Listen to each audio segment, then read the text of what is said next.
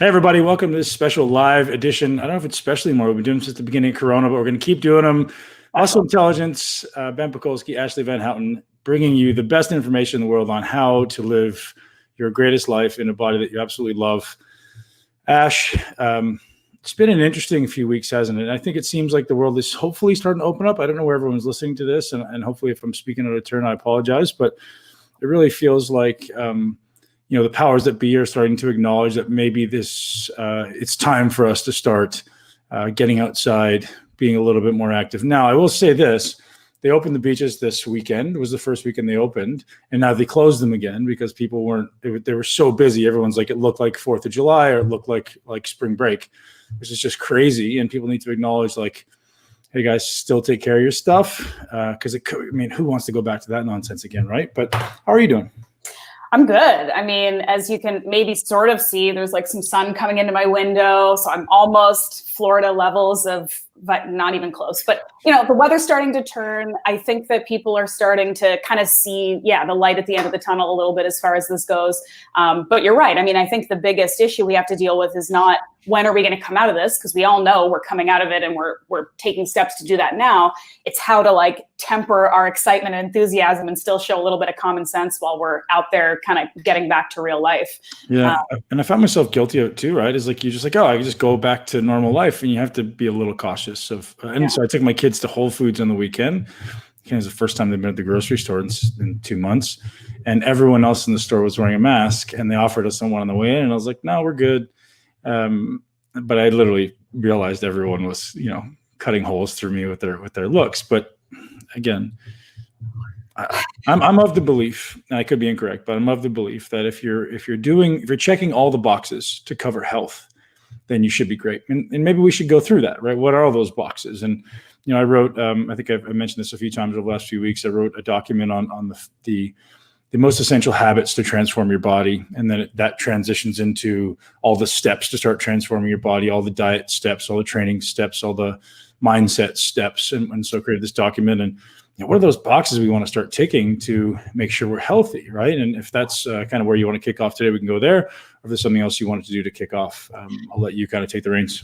Yeah, I mean, I have a lot of questions that have come in from Instagram. And again, people who are listening live can ask your questions, and we'll do that. I would like to talk about that. But first, just because I feel like we don't do enough small talk at the beginning, so I want to ask you first. You're right. I was going to ask you, actually. I was going to say, what did you have for breakfast this morning? We're both very let's go do this, but come on, let's have a little bit of small talk first. Okay, I'll tell you about breakfast, but first I want you to tell us, because just offline when we first logged on, I heard you breathing a little bit heavy. Yeah, and you were doing your HIIT workout. So tell us what you did. So because I've been trying to spend more time outside, I've just been hammering it on my bike. So I have some great roads where there's not going to be any traffic. So I'll for 5 minutes as fast, basically until my legs stop. And I've become really good about controlling my breath. So I realize my output, and I preach this all the time. So I'll keep a nasal breath pretty much for the whole duration. Obviously when you stop, then you're going to start gassing.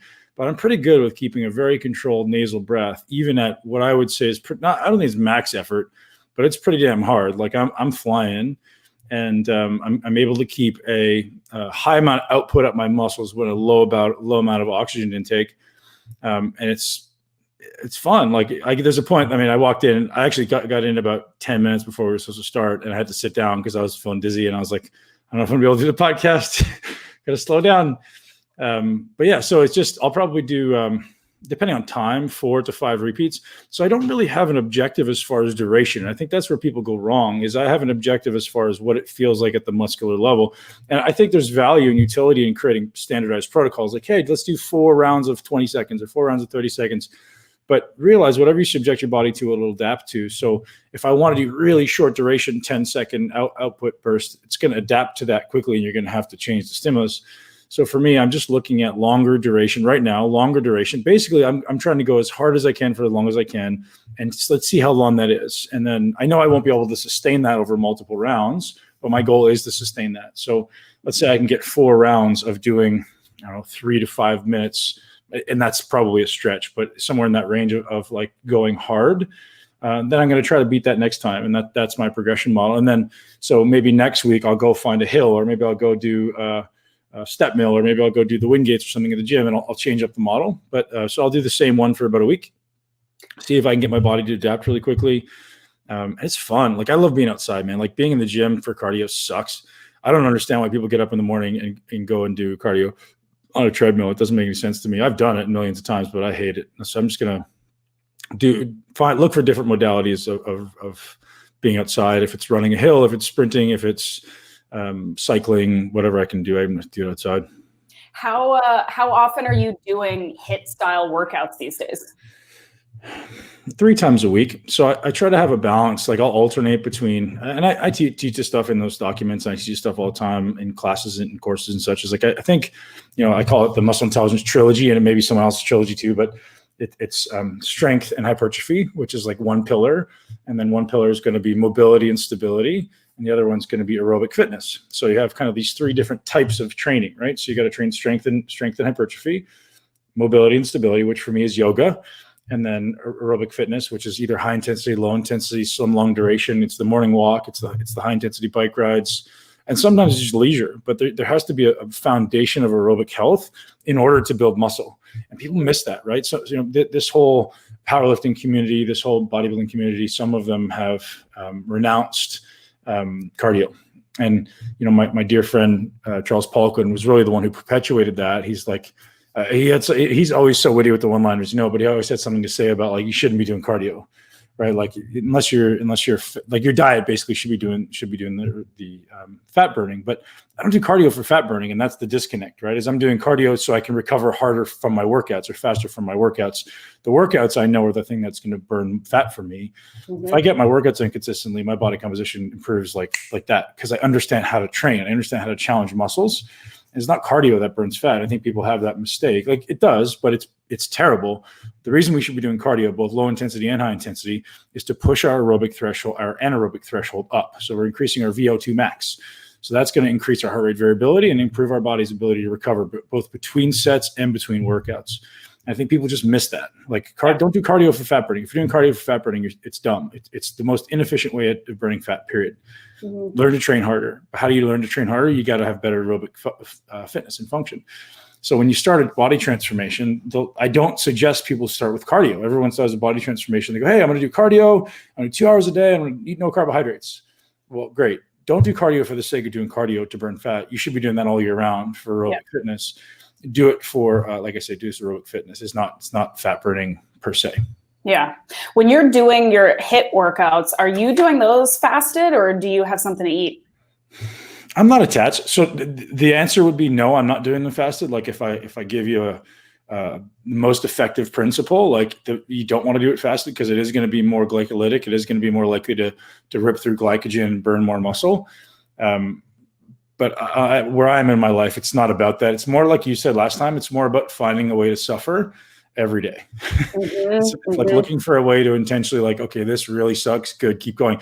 And when I'm riding my bike, my acid test is like, am I going to fall off? Am I going to pass out? If I'm not, I fucking keep going. Like, am I safe? Am I going to get hit by a car? Obviously. But if I start feeling dizzy, then I'll slow down. But other than that, I'm trying to induce as much discomfort as possible and keep it there as long as possible. And I'm intentionally looking for ways. And I think people should should play with this. It's like, if you're going for a morning walk, Ash, I don't know if you do this, but people are like, oh, walking's for old people. I'm like, okay, well, try this. Try holding your breath while you're walking, right? Or try doing a 6-6 box breath, where it's 6 in, 6 hold, 6 out, 6 hold. Try that while you're walking, and tell me if walking is for old people, right? It's a very different experience. And once you're able to do it, it's a much more meditative experience, much more enjoyable experience. But, the process of learning how to do it sucks. It's challenging. And, so try doing a 30-second breath hold, and then recovering within 4 breaths, and do another 30-second breath hold, and then recovering in 4 breaths. And, try doing stuff like that, and tell me if it's easy. And you'll notice your heart rate's through the roof. You'll notice, like, oh, okay, well, now we just potentially made this more of a calorically demanding workout, certainly more glycolytic. So if you're someone who maybe, you're going to have a cheat day tomorrow, well, we want to make it more glycolytic. So let's obviously give our body an oxygen deficit. Therefore, body will tend to burn through more glycogen. Whether or not you want to do that is up to you. Like that's just a way to burn more glycogen. If I know I'm going to go and have a piece of cake after or something, right? Right. Yeah. I mean, I was thinking about you this weekend, actually, when I did my weekend Sufferfest, which was always thinking about me, Ash. Yeah. You know, a reasonable amount, a normal, not creepy amount. Usually it's angry, like, damn it. You help me with my meditation in more ways. No, but this weekend, so my Sufferfest this weekend was it was actually inspired by one of your guests and one of my favorite coaches besides you, which is James Fitzgerald, you know, yeah. And one of the things that he does, he's in incredible shape, by the way. Like you see the stuff that he does, it's so intelligently designed. And I mean, I don't know how old this guy is. He's not that old, but he's older than us and he's in ridiculous shape and he just trains so intelligently. But he does a lot of this sort of like periodized stuff and like with the breath work and stuff like that. And anyway, one of the fun things that he's done before, I saw it and marked it and I did it this weekend, was this 1 hour step up test. So you find like 2 feet, whatever. So it's not just like a step, it's a little bit tougher and you just do it for an hour. Did you have a book? Or did you like an audiobook or did you go no music? Okay, so I'll be honest, I listened to a podcast. It would have been a much better test if there was no sound whatsoever. But what I did do to make it trickier, and I thought about you when I did this, was I did the nasal breathing. So it's very easy. This wasn't like, I was keeping a consistent pace. So I wasn't like going super fast. It was like a nice consistent pace for an hour. It really wasn't that difficult. I'm not sore. Like most of us have strong enough legs. We can actually do this. It's not as difficult as you'd think. It's more mentally difficult. But when I kept, when I focused on keeping my mouth shut and breathing through my nose, it became a more interesting exercise. So let me ask you this. Did you find that in the beginning it was hard because you felt like it was harder to get air, but was there a certain point where it kind of clicked and it leveled out as far as the effort level, or did it continue to stay hard? I gotta say, and maybe it's because I didn't push myself like movement wise, like I wasn't going quick enough because I was really trying to keep a sustainable pace instead of like getting my heart rate up and then, blowing myself out 20 minutes in. I didn't find it really that difficult. Like I definitely noticed that my heart rate went up when I shut my mouth, but it didn't get harder. It stayed about the same, but it was just difficult enough that I was thinking about it. Like I couldn't let my mind wander. I was just like, okay, you got to breathe through, breathe more controlled and breathe through your nose and don't open your mouth and like focus on where you're stepping. So it really ended up being a good exercise because it didn't destroy me. It wasn't ridiculous, but it really made me stay sort of present in my head and think about my breathing, which was really kind of what I wanted to get out of it. So it was an interesting. That's kind of the next level. I've been thinking about this, and I want to develop this into all the programs into the Muscle Intelligence Nation. Is this idea of what is the ascension toward mastery look like? So if someone new comes into this world, what are the foundational things? So, like an example being, if you're a personal trainer and somebody new walks into your gym, where do you start? What are the foundational things this person needs to know in the beginning? And then conversely, how do you take them on the ascension ladder? So, like the way I see breathing, to be honest, I think it's something that should come in at the beginning and at the end. So the first thing I want everyone to learn is you got to learn how to nasal breathe. You got to learn to breathe in your diaphragm. And that's just like foundational. And let's implement that. But as you get into mastery and you get, to maybe where I am or where my top coaches are, then breathing becomes even more important again, right? So it's important during the process, but there comes a point now where I can go to levels that I've never been able to achieve before because of my ability to control my mind and my breath. And I don't think that's something that you teach somebody who's like an intermediate. Like they don't even understand how to do the exercise. Their brain's looking for all these different ways to stop, and they don't understand. They haven't achieved mental mastery of the exercise yet. Whereas for someone at a higher level, Roger and Steve would be good examples. The guys who are here on listening. Great, you got the skill. Now we need to take that effort piece and really ramp it up. Like the skill becomes unconscious. So I guess the acid test is once you've reached unconscious competence, I can do it without thinking about it. Now the piece is like, okay, well now I got to learn how to turn the afterburners on. I got to put the pedal to the metal. So that's where this breathing piece becomes so huge, man. And I say this all the time, but I'm so, it sounds egocentric as fuck, but I'm saying anyways, so impressed by my ability to do work with people who I would think would otherwise kick my ass, but I do it and I don't even feel fatigued. And I'm like, man, I'm not really trained that much. I'm not really trained that hard. Like I do, but it's not like it's my only focus. So the point being, I'm getting so much more done with so much less effort, time, and ultimately practice, I guess. So it's interesting to realize what you're capable of when you learn what to look at and when you learn what to focus on. Mm-hmm. So this is probably my next project. I guess I'm kind of building into the personal training certification inherently, but like, what are those foundational things you want people to optimize first? And there has to be an order of importance. I guess it would be different for everybody, but there's certainly like a hierarchy that I adhere to with myself and any other clients that come through. And that's really, I guess, what I'm building in the certification. Mm-hmm. Speaking of next level athletes, I've noticed some pretty big deal celebs showing up at MI40 recently. Can you talk about some of these people who've been stopping through?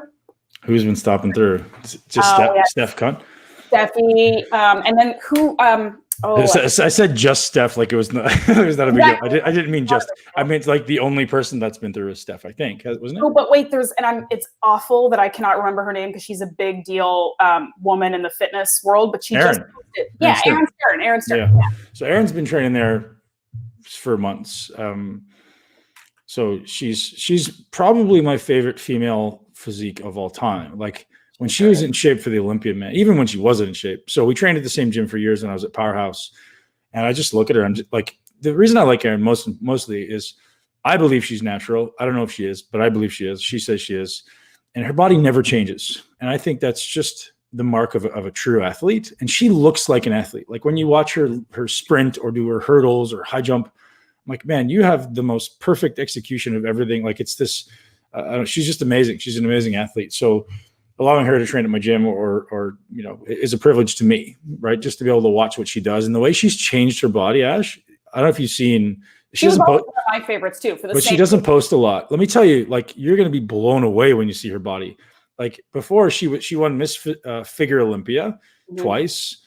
And so she looked very figure-esque. She looked like she should to win the Figure Olympia. Now it's a completely different body. She looks like a different person. She looks like a bikini Olympia, which if you could picture those two bodies and how different they are, whereas the figure body is a little more muscular up top, a little bit more square, a little bit more solid. Now she's got this like really small, like she always had an itty bitty waist, but it's even smaller, more narrow shoulders. And she's developed this big booty. And I'm like, where the hell did that come from? You used to have this like sprinter's ass. She's got a booty. And I was like, Erin, you're doing something really cool, man. Like people are going to love to hear about this. So yeah, she's been in there training often, working with one of our coaches actually, which is really cool. And she writes all her own programs and stuff, but we're helping Chris is helping her to improve some little stuff she's doing. I mean, I'm biased. I prefer a figure body personally, but I know what's popular right now, and that's you may like her body because she's this hybrid between like this really aesthetic, athletic body and like having a big booty, which is every man and woman's dream, I think. Yeah, I mean, ultimately, I've always been attracted to what I think is a function. Like I like symmetry and I like visible muscle, but like if it looks like you can't actually do anything with the muscle you have, I'm not super impressed by it. So having, like you said, like that, she's actually somebody, and I never, even when I was bodybuilding, I didn't look at a lot of different bodies because it was just pointless and you just go down these rabbit holes where you're comparing yourself, whatever. But she was always somebody that I did appreciate because she, like you said, she was an athlete and she looked like it. And coming from an athletic background into bodybuilding like I did, I'm always going to appreciate functional fitness. So yeah, she looks amazing. And honestly, just the effort, right? Yeah. Like the heavy deadlifts, the heavy squats, like to me, that's what this is meant to be. The sport, it's not meant to be like, I'm not gonna throw anybody under the bus. I've trained, I don't broadcast this, but I've trained a lot of the high-end bikini pros, and most of them don't even want to work out. They're just like, oh, can I just do cardio? Can I just do weights in my garage? And I'm like, really? I'm like, fuck. Some of them do, and I'm not taking anything away from everybody, but I'm surprised to hear how little they actually enjoy the working out. Yeah. So, I'm just gonna not eat ice cream this weekend, and I'm gonna get lean. And I'm like, oh, okay. To me, like I said, the reason people always make fun of my arms for being small, but they're probably small because of genetics. But also, my approach to training for the first 5 years of my life, I probably trained arms twice in the first 5 years, like from 16 to 21, because it was just boring. Like it didn't hurt. So it wasn't something that I enjoyed. So literally, I had no attachment to the aesthetic of it. I had attachment to the challenge of it. Like if it was Saturday, I was like, hey, it's arm day on my program. I'm like, okay, is the squat rack free? Let's go squat. Let's go deadlift. That's just the way my brain worked. And I think Erin works the same way. Like if you took away her ability to train, she would lose her passion for it. Like for me, going in and doing an arm day was just like, why would I do that? Like, I'll do arms as an afterthought. And I think it's the same. That's because of the passion I had for the pushing of myself and self-discipline and doing things that are hard. Mm-hmm. So it's interesting when you hear people who do it more for the trophy rather than for the personal development. And again, I'm not going to place judgment. Everyone's on their own journey. Everyone's on their own path. But I think it's interesting. And I think hopefully the audience realizes that, I mean, seek challenges, right? This is kind of the core messaging of Muscle Intelligence is what you accomplish in the end is completely inconsequential. It's a fucking plastic trophy. Look, there's a $7 plastic trophy up there. I got a couple over here too. I'll throw $7 plastic trophy up there. And I've got a bunch of them. Most of them I give away or I give to my parents. Yeah. Or you got a medal from the Olympia, like it's a $7 medal that you can go on and have somebody make and make a much nicer one. Yeah. It doesn't matter, right? At the end of the day, the thing that I got out of that was I became, a stronger person. I developed discipline. I overcame a lot of obstacles. And I hope everybody realizes that. That's the core message, right? Is, and again, I actually don't think I've shared this with you, Ash. I'd love to kind of touch on my transition a little bit. And I had a kind of coming to Jesus over the last few weeks, being at home by myself. I spent a lot of time meditating, a lot of time just introspectively, like, 12 hours a day by myself. So during my bodybuilding career, when MI40 really took off, was because I just focused on teaching everyone in the world how to build muscle. And I was good at it. I loved it. And everyone could see that and they could feel it. And then for probably 3 years, 2.5, maybe 2 years after retiring, I shifted my focus away. And I was like, hey, it's just about living your greatest life. And where I think I need to land is the marriage of those two, right? Like, I love training, and I almost tried to like push it away and say like I didn't like it or I didn't want to do it anymore when I was shifting away. And I think that's a big mistake, or at least I don't want to. That's not what I want. Like I am the guy for intelligent muscle building. I am the guy for healthy muscle building. And I think the reason I renounced it is because I had so much stress around what it took for me to get there. Like the person I had to become was not someone I want to become anymore. And I had a conversation with one of my best friends in the world last week, and some of the things that I did during my career, I consciously am not proud of. Like I know what I did. I never did anything bad, but I didn't value people. Like I didn't value my friendships and my relationships. All I valued was like going after this win or going after this workout or going after this target. And like in any goal in life, right? You can choose to step on people along the way. And I don't know that I did that inherently. Like I don't think I intentionally hurt anybody. But I always said, like, and I've probably repeated this in the podcast, like, if you're not on my way, if you're not helping me, if you're not on my team, get the fuck out of my way because you're hindering me, right? You're either helping me or you're hindering me.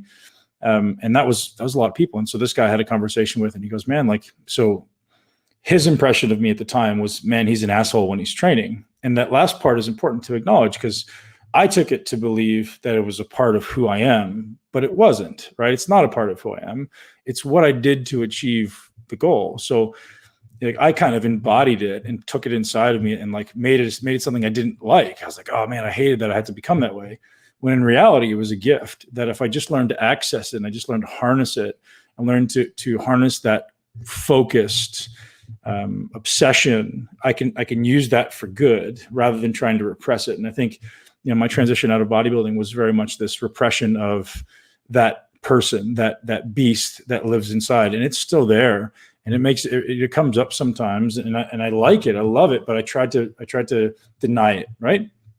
So I think that's a big part of my awareness over these last few weeks is this business is about teaching people how to build muscle, and I'm not going to renounce that. I'm not going to be afraid of that. I'm going to still train hard, and I'm going to show you guys how to train hard, because I think I have a very unique, and this is again egocentric, but I think I have a very unique opportunity that exists in my hands. Like there's nobody in the world right now, and please correct me if there may be a couple who are close, but nobody's at my level who's trained as hard as I have for as long as I have with the same amount of knowledge. So sure, there's people out there who are much smarter than me, and there's people out there who probably train much harder than me, but there's nobody who's got this unique bridge.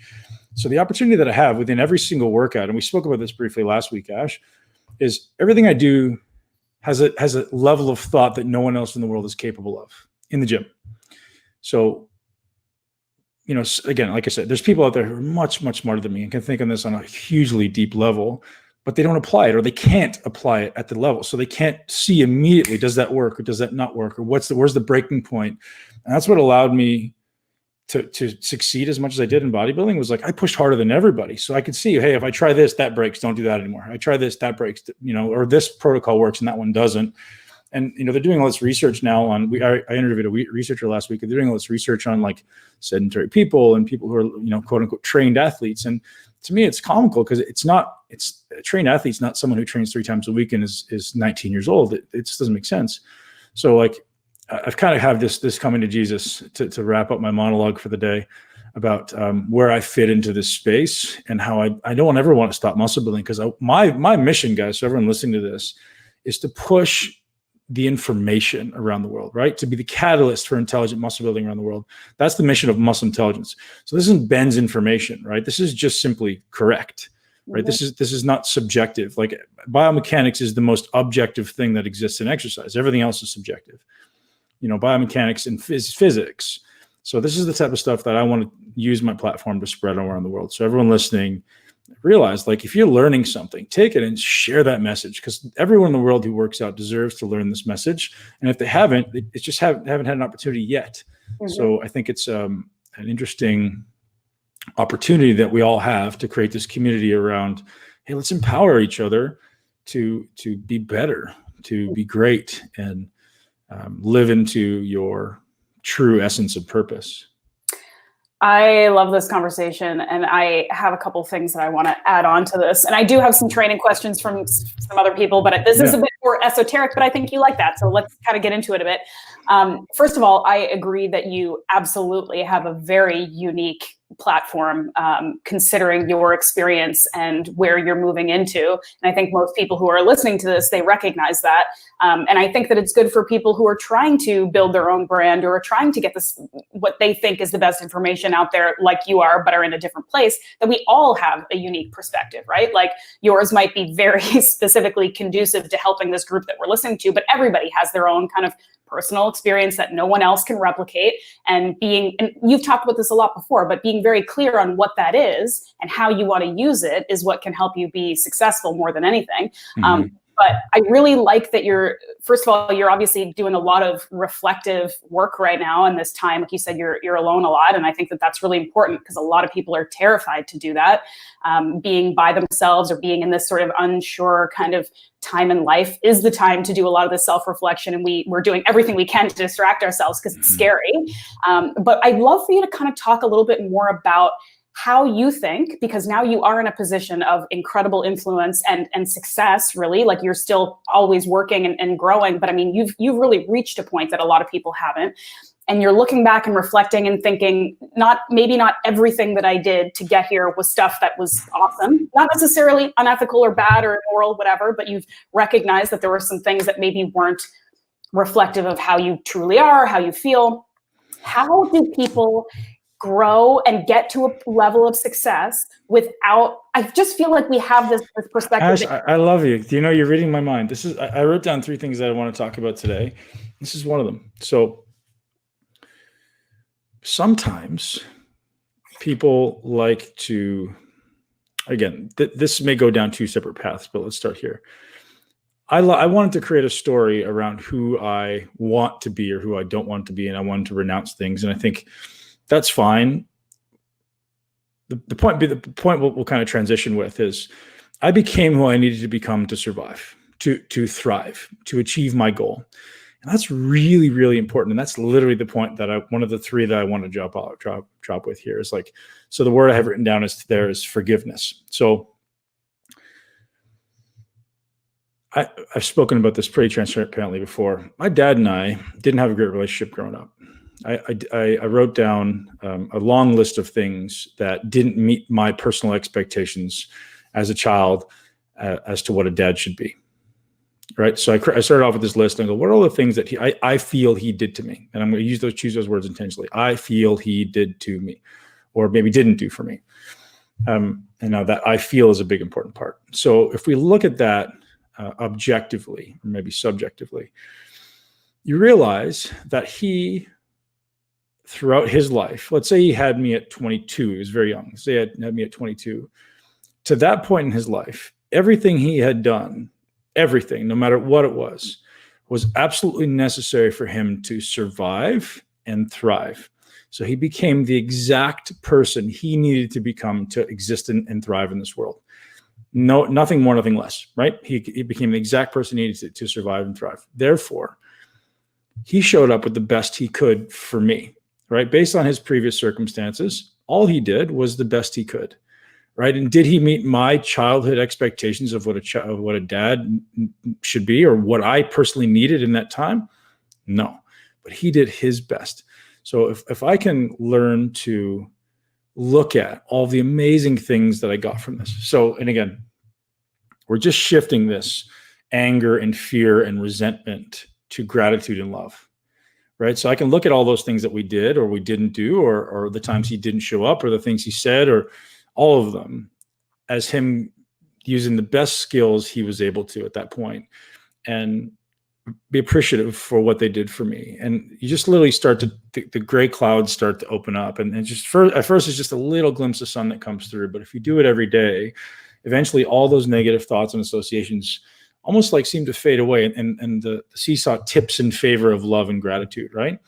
And I think that's an important thing for people to kind of come back to your question, Ash, for people to start changing their life, for people to start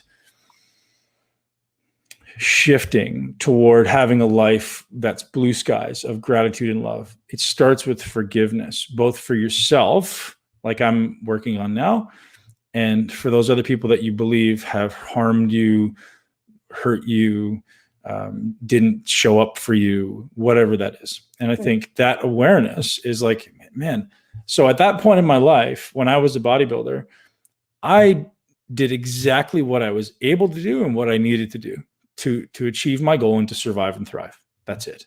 Nothing more, nothing less. Had I not done what I did, I probably would not be the same man I am today. Right? So whether or not you're happy with it or sad about it, that's subjective. It's just, it is what it is. So accept it, say, fuck, I got through. I'm alive. I'm here. I've learned, and now I'm going to get better. So it's all just, I'm just aiming for it to be +1, right? Now I can get better. I know what I don't want. I know maybe I don't know what I want, but I certainly know what I don't want. And I can move away from that. And I think for everyone to take a shift or start making a shift in their life, it comes back to that like acceptance of all the things you've done and realize like, hey, there's nothing wrong with that. Drugs, fine. Sex, fine. Anger, fine. Emotions, fine. Like all those things they're just what they are. They're a decision you made to get through, to have an experience that got you to here. So this is ground zero. And now it's all up from here, right? Or if I keep hanging on to that shit, it's ground zero and it's all down from here. Fuck that. Or it's even if it's level, like I have to accept those things, smile, say thank you, breathe them out, breathe in love and gratitude, and say, all right, now I can take on this world with all those skills that I've developed, because I'm still the same person that I took to get there, but I can pick and choose where they come out rather than thinking they're part of who I am. Yeah. Right. It's not who I am. It's what I did. And I think that's an important message. So that was it's like you tossed that one up to me. Yeah. No, but I mean, it was when you were saying it, when you were speaking, this was something that was really coming up with me too, because as we're all trying to grow and as we're all trying to accept things and we're all alone with our thoughts more and thinking about, your brain inevitably goes to negative stuff and mistakes and things you could have done or should have done or whatever. Right. And I think it's really important what you're saying, that it's, again, from a pragmatic perspective, it's about acceptance, because none of us are flawless. None of us have never made a mistake. And so just to dwell in that mistake, or to think that that makes us a bad person, or to think that it's irreversible or we can't get better, that all you're doing is wasting your own time, right? Yeah. When you could be using it as a lesson. Totally. And moving forward, right? It's like you're in a holding pattern, right? You're just dwelling it and dwelling it and dwelling it. Fuck that. Take off. Yeah. So there's 3 words. Sorry, I shouldn't cuss. There's 3 words. We're well past that then. Come on. Sometimes my kids listen though, and I found that out after the fact, and I was like, darn, I have to stop doing that. So 3 words that I wanted this podcast to come up with in this podcast. And the first one is forgiveness, which I talked about. The second one was friends, and the third one is fat. So 3 F's, and I intentionally come up with those. So that can be the title of the podcast if you want, Ash. Yeah, 3 of my favorite things. That's cool. Okay. So friends, why does that matter? So I had an interesting conversation this week about something that I intuitively, or that I know, but it hasn't been part of my awareness for a long time. So another gift that came from my dad is, you're going to get this. This is a blessing and a curse. Throughout my career, I was ruthless with the people that I surrounded myself with, meaning either you're holding yourself to the highest standard imaginable, or I'm out. Like, if we're not keeping each other at our greatest, I'm out. Like, if you're doing anything that's below, again, this is my expectation, so this sounds egocentric again. This is me in my 20s. Like, if you're doing something that's like maybe below acceptable level for me, and I'll give you 2 examples. My parents, I just didn't talk to you. Like, I just removed you from my life. And I just kept like, forget it. That's holding me back. I don't want those anchors holding me back. I'm gonna keep going. And I did that for a long time. So it's very common, and you'll get this once I get into it. It's very common that if you are trying to change your life, the people you surround yourself with will do their damnedest to hold you back. Like, hey, what? Look, Ashleigh's trying to eat healthy now. Or, hey, look, Ashleigh's trying to go work out. Now look at her. She's all big and strong. My parents did that for the first 10 years. Like, oh, look, what the hell are you doing this bodybuilding crap? Why don't you just come do this with us? It wasn't until I handed my mom my first magazine cover that she accepted bodybuilding in any way. She would always ridicule it, hated it, talk shit about it. Why are you doing this crap? You're wasting your time. You're wasting your money. And then all of a sudden it switches from that to like, oh, this is my son. We're proud, right? And I resented that. So I was always very much like, well, fuck it. Like, I'll do it myself. So I think there's an important acknowledgement to be made there. And I don't know that I have the correct steps to approach it, but it's important to acknowledge people right now. Someone is trying to change their life for the better. And it may be their spouse, it may be their parents, it may be their friends, it may be their siblings, it may just be their community is definitively holding them back. Because one of our deepest fears is fear of being ostracized, right? Fear of being pushed out of the group. That's one of our innate inborn fears. So if you don't acknowledge that in yourself, you're going to miss the boat. Like most people, you have to acknowledge that that's very normal. It's very normal for you to feel like, oh, I don't want these people to not love me anymore. One of our human needs is like the need for love and acceptance into the tribe. Mm-hmm. So in order to leave that tribe is maybe one of the hardest things ever. So I wanted to acknowledge one of the missions of this community we're building, Ash, is like, I want this community to be the people who are going to support you in that mission. So I don't know if you, like, everyone listening to the podcast may not be part of the Muscle Intelligence community, but I'm ruthless with people in there. If they make one bad comment, ruthless, you're gone. You make one bad comment, you're fucking out. Like, I don't even flinch. You post bullshit, you're out. I have no tolerance. So, because I only want a community of people that are lifting each other up, supporting each other, because we're all going through shitty times. Whether it be today or in 3 months, we're all going to experience wintertime and we're all going to experience summer. So if you right now in your life are going through summer, support someone who's going through winter, right? Support them and be like, hey, you know why? Because I know at some point it's going to come back. I know at some point I'm going to be going through a hard time and someone's going to turn around and help me.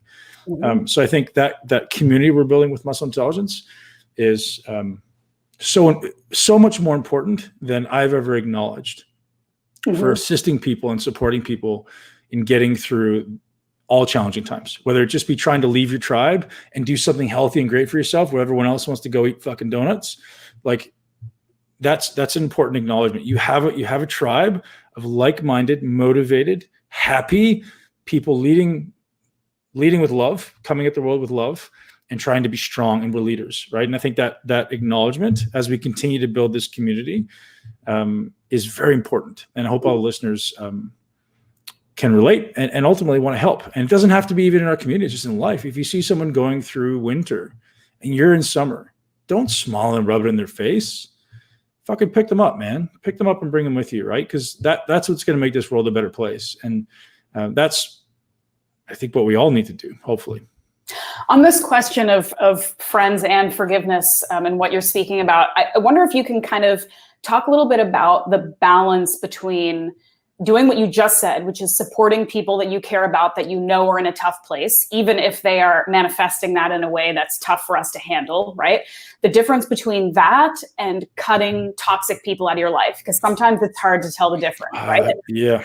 There's a line. There's a line where it's like, look, I'm supporting you as a friend, and I know you're going through something, versus you are really negatively impacting my life, and I can't do it anymore. So I'll tell you, for me, it's very black and white, Ash. Either you're a victim or you're not. That's it. So if someone is a victim in their own mind, they're just a victim, and you're not going to change that. They have to change it themselves. If someone's not a victim and they're empowering themselves and they can do things, they can take action, those are the types of people that I will support to the end. Because sometimes we just go through hard times. So we're just like, fuck, I made a mistake. Or maybe it's some unconscious programming we keep running into, but at least we know we can change, right? We keep taking forward progress. We keep taking action steps.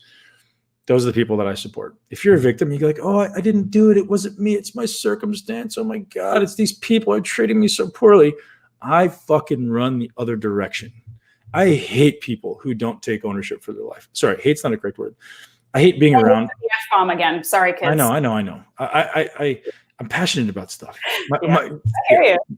Anyways, I don't hate people that are victims. I hate people that act. I hate people that choose to act. No, that's not correct. I hate when people choose to act like victims. Yeah, they take on that attitude of victimhood, and I don't support it because I realize it's thankless and sometimes can be dangerous. Yeah, that's actually a really, really good tangible way to look at this, because I was thinking that it's really murky, like you don't know when to help and when to give up, but that's actually a really, really good approach, because I've had people in my life like that. I've had people in my life who were undergoing incredible, awful circumstances, but do not see themselves as victims. And so there's always that like, okay, what's next? And how can we help? And how can we do it? And that forward progression that makes you feel like they're helping themselves, like you can help them, like there's, a next step. But the people who just kind of always look at it like this is being done to me and there's nothing I can do. I mean, How are you going to help people like that? Right? Well, and a good example is like people come to me all the time and they go, oh, Ben, will you mentor me? And the answer is maybe. Like if you're someone, I think if someone had come to me when I was younger and said, hey, I'll mentor you, here's the steps, I would have done it to the T. But nobody's ever like whatever the steps to whatever, right? The steps to being Mr. Olympia, the steps to being a great business owner, the steps to being a great dad. I would have followed exactly what they said to the T if I believed them, obviously. Yeah. So I guess the first step is, well, I have to trust and believe this person. But the second step is like, are you willing to do what it takes? And some people just, maybe they're coming into a new life. Maybe they're coming into just building their body for the first time. And you have to find someone who you know and trust and just follow what they say. You're like this person's exactly who I want to become, or they know exactly what I want to become, follow what they say.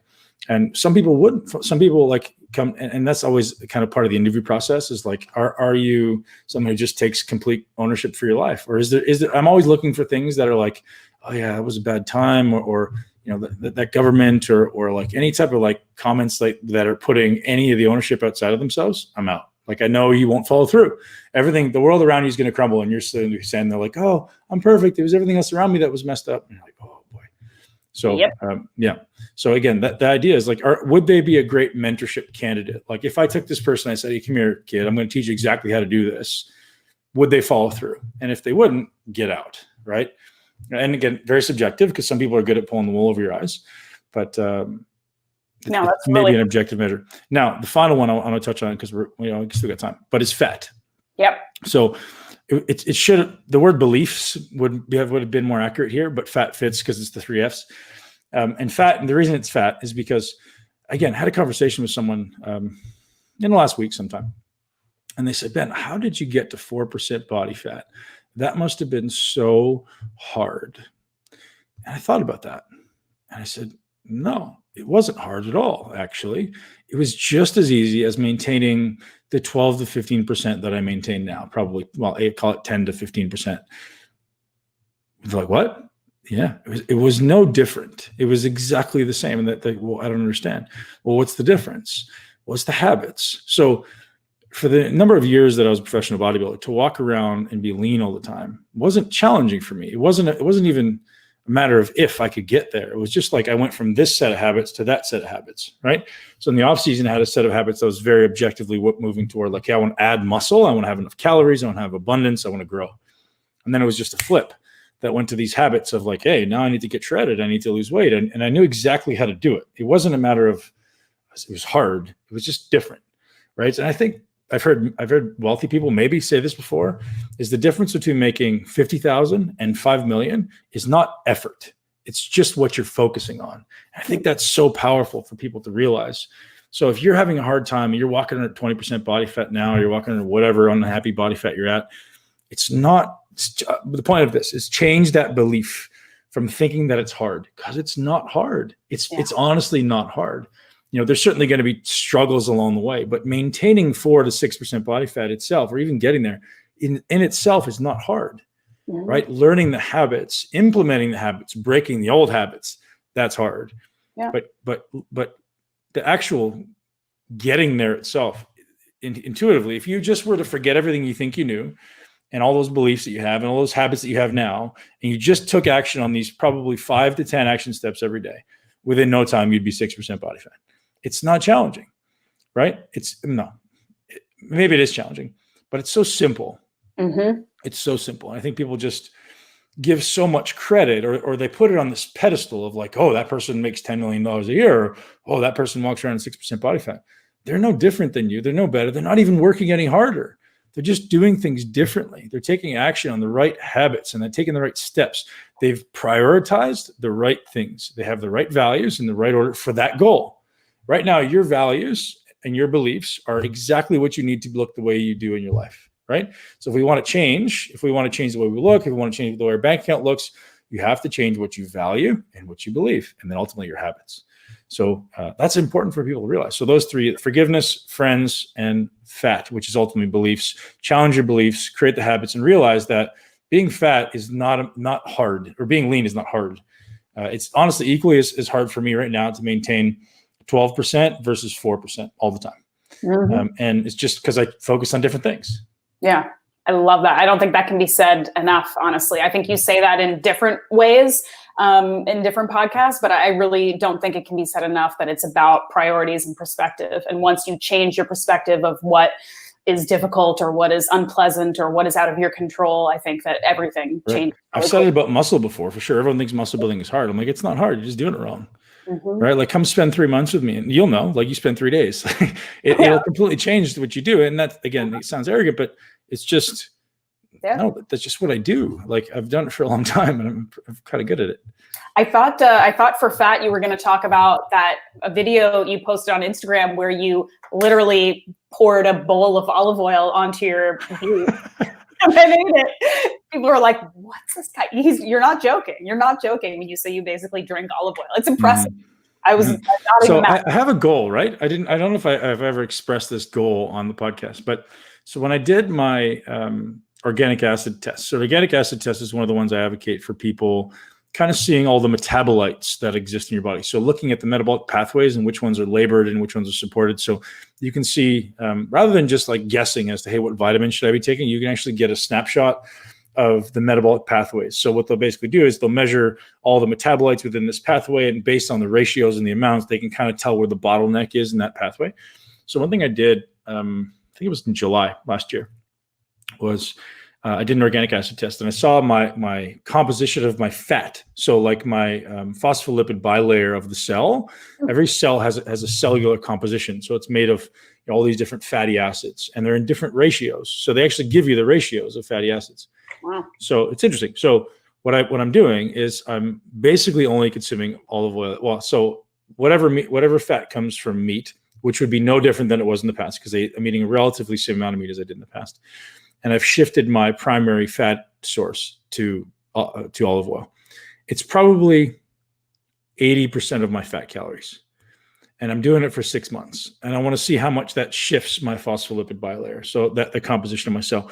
And the next extension of that is, if it does shift it, do I see any benefit? So do I see less inflammation? Do I see better insulin sensitivity? Do I see things that are reported to be beneficial, or side effects of olive oil, right? So we say this oleic acid is very beneficial. So I'm effectively trying to put my money where my mouth is. As much as I love olive oil, and there's tons of research now that says it's by far the best oil for us to consume. Olive oil, avocado, maybe macadamias, walnuts, those are kind of your primary.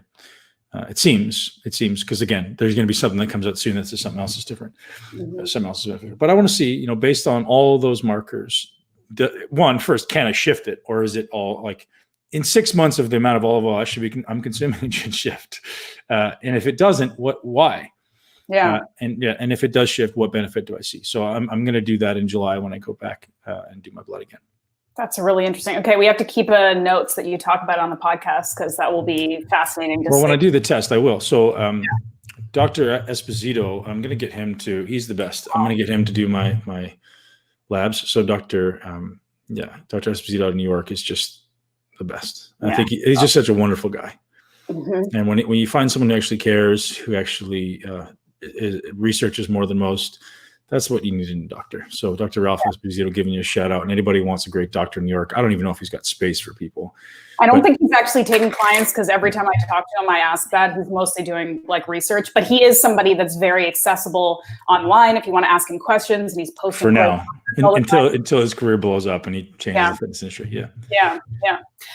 Okay, so can I ask you a question about training that has come up actually many times, and I've never gotten around to asking because we like to go on different tangents, but this has come up a couple of times. So an individual is asking about training after hernia surgery. And as far as I can tell, every man in the world has had a hernia. So I think this is actually a pretty applicable question. But, and I don't know if this is something you've personally dealt with, but they're saying, like, I'm assuming these are kind of like bodybuilder, larger meathead guys who want to go back into the gym and lift heavy and are wondering how they do that after a hernia. I wonder if we offend people with how much we throw around the word meathead. So I listened to our last, I know, I listened to our last podcast, and I just dropped in there and I was like, how you doing, meathead? And you were wearing the meathead shirt. So, and people who aren't watching us live don't know that, right? Obviously, I'm proud of that term. So, anyway. But I think we might offend people. Yeah. Sorry. So, how to train after hernia? Yeah. It is common. I did have one, but I had a umbilical hernia, so above my belly button, and there's an inguinal, which is down by your groin. Very different, very, very different recovery protocols. So for me, honestly, I was doing sit-ups in the bed, like as I was coming out of anesthetic, like no issue whatsoever. Oh. So with an inguinal though, which is what most people are getting. So mine was, I did it when I was 18 years old, and I was doing overhead shoulder presses, and I felt it tear. I was just doing heavy, maybe 19 heavy, stupid presses over my head, and I literally felt it tear. And then I felt I was going to throw up. It was terrible. But most guys are getting inguinals, which is just usually due to weak abdominals because of overeating. So when the abdominal wall stretches and stays stretched like that, because you're overeating so much, it becomes weak. That's very, very common to bodybuilders for that reason. So honestly, recovery is important, and the way you do is important because it's so common that it recurs. And so they'll give you a really conservative recovery protocol. They're like, hey, you got to take it easy. You got like, so I think they told me 3 months, no training. And I was literally doing like squats and lunges in the hallway, and like doctors were pissed, but I'm like, listen, I know what my body can handle. That shit didn't hurt me. And also because it had been so many years where it had effectively healed, like I just went in for an aesthetic reason because I didn't want the fucking hernia popping out anymore. So what exactly did they do for yours though? Like, was it some kind of like mesh thing? Did they just like pop it back in? They popped it and stitched it. So I didn't want to put mesh because I knew that would disrupt my aesthetic for stage. Mm-hmm. The scar disrupted my aesthetic for stage anyways. The guy did an incredible job. It looks like he took a razor blade and it's like a razor blade line that's probably 2 inches long and nothing else. And it was amazing. And a huge shout out to the surgeon. I went to Shouldice in Canada. It's in like northern Toronto. It was amazing. No complaints about that. But if I would have got mesh, my career would have been over. So that point being, very different experience for me than everybody else. And it's very important that you go very, very slowly with your recovery. But I think the biggest thing for recovery in that, the start of it is breathing, right? Can you create diaphragm? It's funny, I always come back to that, but can you create an intentionally expanded diaphragmatic breath to where your abdominal is actually expanding, your abdominal is actually constricting based on that breath pattern? And like, that would be like step one. You're 2 days out from the hospital or in the hospital doing that. And then it's progressing to, okay, can I do some isometric contractions? Like, can I just hold and brace, right? And then progressing to an eccentric load. So like a slow, like lengthening of your abdominals, and then going into maybe doing some rotational stuff. Like it's probably going to be case by case, but I would not take that one lightly because like I'm the one, like I said, I was doing sit-ups in bed. I'm the one to, if I can, I'm going to push the envelope. I wouldn't take that one lightly, because it will happen again if you don't get a proper recovery, because the abdominal wall at that point is compromised. Yeah. So I'd be super aware of it. So is it fair to say, like, a lot, because it just seems like in my experience, like every dude I know who like lifts even has had some form, either minor or severe, of a hernia. Is there a way to kind of train in general? Is it just like, having control over your breath and having a strong core, like ways to kind of stop this from continually happening? Yeah. So if I was, I don't know the answer, Ash, but if I was to speculate, I would say it's likely to do with positional weakness. So the same reason every muscle tears, right? As you're weak in one position, you put too much load on it there and it pops through. It's just literally the muscle popping through the fascia, right? So it's just a muscle tear, just like any other muscle. So it's weakness at some point, right? So getting strong in positions of weakness. I think the biggest thing that's missing, and this is again just my maybe best guess, is I hope anyone who's out there who's listening as a personal trainer acknowledges this. The biggest thing that we do wrong in the fitness industry is we train in one single plane, and we train in this like linear motion, and humans don't move in linear motion usually, right? There's some degree of rotation. So you get really, really good in this, moving in one direction, single plane, and nobody ever does anything in the rotational plane. And I think that's the foundation of all injuries. So that's why walking is such an important part of what I advocate, is because there is that rotational component of the spine that needs to be included and emphasized. Walking should be like, when I teach people to walk, it's literally like your arms are swinging, your shoulders are moving. There should be this rotational thing happening, and it should be a very tall position, right? Because the thoracic spine tends to round, and if it rounds, the rotation's happening at the lower and thoracic and lumbar, and then you're gonna get lower back pain. So, how you walk matters too. But yeah, so getting that rotational piece in there, I think is why these things happen. Okay. It's very helpful. All right, let's answer a question from the guys who are listening, because should do that. So, all right, so this one's from Leandro. I have a question regarding REM sleep, REM sleep. I recently brought an Oura ring and I'm getting over 2 hours of deep sleep, but my REM sleep is falling short at just less than an hour. What are some steps I can take to optimize REM? And he has some nice things to say for us. So what do we do? So Ash, you're going to get angry with me for this. Look at it again. No. You're going to get angry at me for this. What was the lady, the sleep lady we talked to? I'm just drawing a blank on her name. She's from Chile. Chili Pad. Oh, Tara. Breck? No, that was a different one. Tara. Yeah, anyways, so. We can put it in the show notes. Yeah. I honestly, learning how to improve deep and REM segmentally, I don't think anybody's doing a very good job of it. There's been some suggestions that say like, blood sugar. There's been some suggestions that say, the things that are going to be necessary to support are like the GABA pathways. And, I'll give you my protocol, Leandro. But the reason I kind of hesitate a little bit is because it seems to be the same protocol for deep and REM. I don't know that I've ever found anybody that can differentiate. Although that lady Tara comes to mind as having said one thing, and I think she said temperature was the bit, and I don't want to misquote her, but I believe she said temperature was the big difference maker as to why people would sometimes lose REM sleep. So I don't know where you are in the world, but if it maybe gets warm in the middle of the night, try that. Try dropping your temperature down. I know light is a big influence. So if you're having any light in the middle of the night, and also circadian rhythms. So what are you doing in the morning to set your circadian clock to wake up? What are you doing in the evening to start coming down? Just the simplest intuitive thing is match the sunshine, right? What does the sun do? If it's coming up, I'm coming up and I'm going hard. If the sun's coming down, I'm slowing down. I'm turning off the blue light. I'm turning off all the bright lights. But the supplement stuff that I advocate pretty much across the board, seems to work pretty ubiquitously, is maybe the biggest culprit. I'm not the biggest fan of melatonin, although I do use it sporadically, mostly as an antioxidant. I think is very useful. So melatonin is kind of on the outside. I don't really include that all that much, but the primary things I'm going to use high dose taurine. I really like high dose taurine. So for me, I don't know how big you are, Leander. You don't look like you're that, like you're certainly under 200 pounds, I think. Maybe 3 to 4 grams. Whereas when I was at my biggest, I was probably at 5 grams. And I found a huge benefit to that, really allowing me to sleep through the night and have very just calm feeling overall, feeling tone in my body. So 3 to 5 grams of taurine, no negative effects of taking too much taurine, you'll be fine. And you can take that right before bed. L-theanine, I think, is like this amazing thing that exists. Now, I'd like to acknowledge anytime I make a suggestion with any supplements, you don't have an L-theanine deficiency. You're not taking L-theanine to as an ongoing perpetual solution. It's a short-term Band-Aid. The big goal, the big target should be, I'm going to fix the cause, right? So if you have to take L-theanine every day, or even if you take, like, taurine would be something you could probably take every day, and I'll explain the difference. But to me, L-theanine is more of I'm stressed, I have anxiety, or I'm feeling like I have anxiety, I'm going to take this thing. I'm feeling anxious, I'm going to take this thing. I know it's going to calm me down. It's one of these like tools you want to have in your tool belt.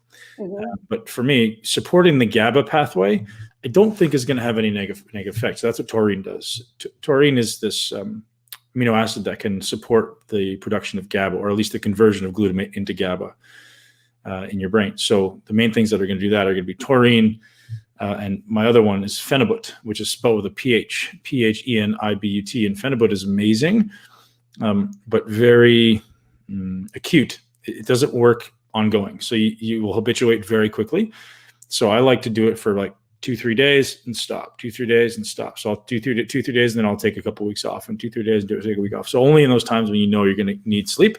And I'll tell you the best time that I do it is when I'm traveling. Like, if I'm traveling, I may even do it for a week at a time, just to kind of reset my circadian clocks and to get so the basic understanding of it is glutamate is your excitatory neurotransmitter.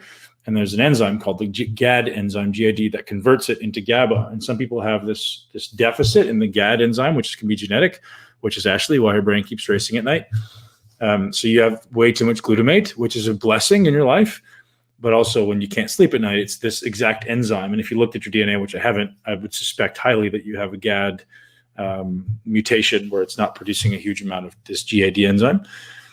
So you're lacking the conversion into GABA. So if you support that pathway, in most cases, it will help. So that typically is the way I would approach all sleep, Leandra. That's very helpful. And I would definitely confirm that I have some mutations somewhere along the line.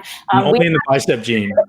We've had some good phenibut conversations offline, though, because I have really noticed, I mean, that is definitely one of my issues. Like, when I do things that support this GABA pathway, it is like night and day different. You need a bunch of other stuff too. Like, you need B6, you need a bunch of other things. So like, it's not just that one ingredient, but if someone's got bad enough sleep, like, hire somebody to help you, because there's really simple stuff, but it's so individualized. Yeah. So like those are the 2 or 3 things I don't mind giving ubiquitously, but it's so individualized that like, everyone's different. I wake up at 1 o'clock in the morning, so everyone goes, "Oh, you need to take this." Like, no, man. Like, it's maybe so you're drinking too much when you get up and eat. Like, it could, there's a lot of different things. Okay. Right.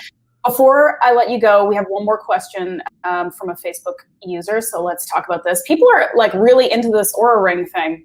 People are using it a lot and asking you questions. This one. Yeah. So he's wondering he or she is wondering what your resting heart rate is. I bought an Oura Ring a month ago. I do resistance training almost every day and consider myself physically healthy. My resting heart rate is 36. We don't know. That's probably Josh. Josh has the same question in the group. Mine, I think, was like 42, maybe. Like, it's not much higher than that. I don't think I've ever been in the 30s, maybe like 38 once or twice. But for a guy who's 260, 265 pounds, it's low. And so I'm guessing you're not as big as me. So to be 36 would be very normal. I mean, Erin Stern was just telling me last week hers is in the 20s, and it's insane, right? Yeah. Especially for women too, because I feel like our heart rate generally, we're smaller and we've got kind of a little bit more hummingbird situation. Like, our heart rates tend to be a little bit higher than men, just pound for pound, I think. Yeah, it's crazy. So it's very, very low. But again, I don't think it's wrong. Like, as long as you don't have congenital heart stuff. So that's the subjectivity of it, right? I don't want to ever say that it's okay, but if you have a congenital heart thing, sometimes a slow heartbeat can be a bad thing. But typically it's just indicative of a very strong parasympathetic immune system, a very strong vagal tone. So your vagus nervous system is kind of it's the brakes. It's slowing down that heart rate, right? Mm-hmm. So again, I don't know if this is Josh, but it's maybe Josh, because I know he asked this question last week. See if you can correlate your resting respiration rate. So where's your number of times you're breathing a minute? Let's see where that is. And if it's high and the heart rate is low, maybe there's a disconnect there. But typically, if your resting respiration rate is low, your resting heart rate is low, your resting respiration rate will also be lower. That could be an overgeneralization, but typically you'll see that. And is this something that we really should be like, is this kind of like a tweaking kind of thing that we should look at? Or is this like one of the first things we should look at? I mean, for heart rate? Yeah, like should people be really kind of checking this on like a daily or weekly basis? Or is it like, if you feel pretty good and you're pretty healthy, like you don't really need to be watching this too closely? Well, obviously the more your heart beats, potentially, again, this is an overgeneralization, the more you're driving that sympathetic nervous system. Right. So I would suggest it may be useful to decrease it as far as being more parasympathetic all the time. But I will acknowledge that a lot of it's genetic, Ash. Like I can say pretty confidently your resting heart rate's never going to be 36 just because of that sympathetic GABA or glutamate. Like it's probably like low for you, like high 50s would be amazing, right? Where someone who's more GABA dominant, more parasympathetic, low 30s is very attainable.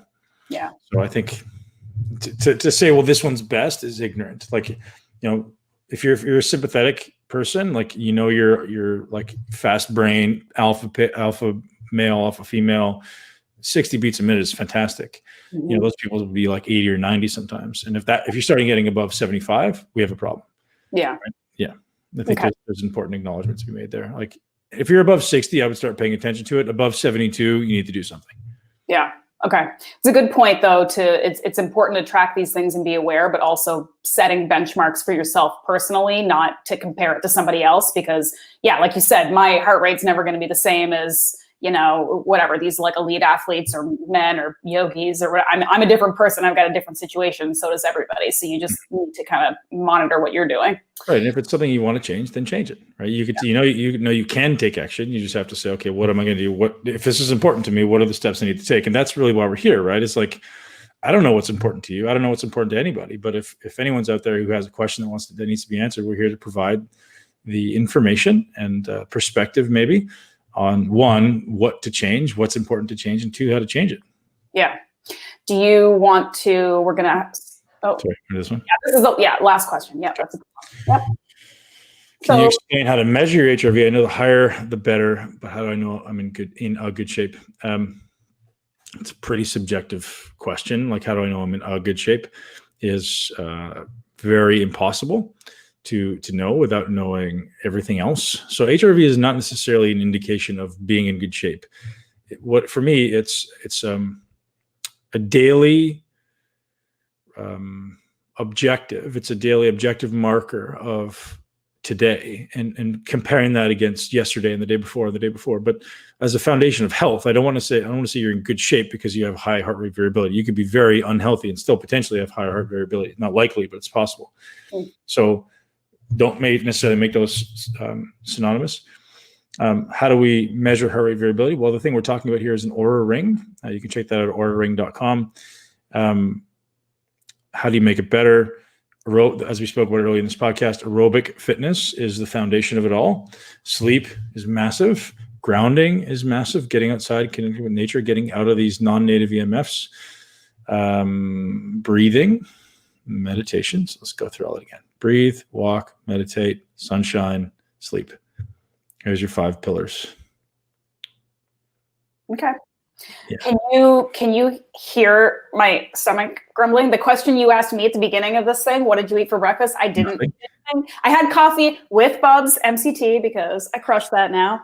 I'll take full credit for that one. Yeah, you can in this case, but yeah, I haven't eaten anything. Okay, but before we go, we got to talk about BLUblox for a hot minute because they've sponsored this podcast. They're awesome. Andy over at BLUblox has become a great friend of ours, great friend of the podcast, great active member of the community, and supporting everyone in ultimately, like we say, getting rid of these non-native lights that are ultimately impacting our brains, impacting our ability to focus. If you haven't tried BLUblox in the past and you maybe feel a little bit of brain fog, you will definitively notice a difference. If you spend a lot of time on a computer, my kids and I, if we're watching television at night or go to the movies, they get angry with me for the first few weeks, but now they're over it. we're wearing red glasses because yes, it blocks out all the colors, but I think it's a significant difference. If you're measuring your sleep data, you're going to see a big difference in, the quality of sleep. So the deep, the REM, and you're going to get into sleep faster. So it's just going to prevent a dysregulated circadian rhythm. So if you're someone who is having a hard time with sleep, this would be a really good lever to pull if you're not willing to turn all the lights off in your house. If you're willing to turn the lights off in your house and turn off your Wi-Fi and your EMFs, fine. You're probably going to not need it. But if you're living in this advanced technological world like the rest of us, and you still want to be a functioning member of society, you get to wear some cool red glasses while you're doing it. Mm-hmm. And another thing, their sleep mask for... That's awesome. It's cool. It's a completely different shape and design than I've ever seen before, but it's great for either those lucky dudes who have like Bambi eyelashes for some reason, because men always have long eyelashes. I don't know what that thing is. Or ladies who have their eyelash extensions that can't use, because that's a thing, maybe not in quarantine because no one can go get their stuff done. But a lot of ladies have these, and it looks like this, and they can't put their eye mask on because they've got really long eyelashes. Looks like the lift cars.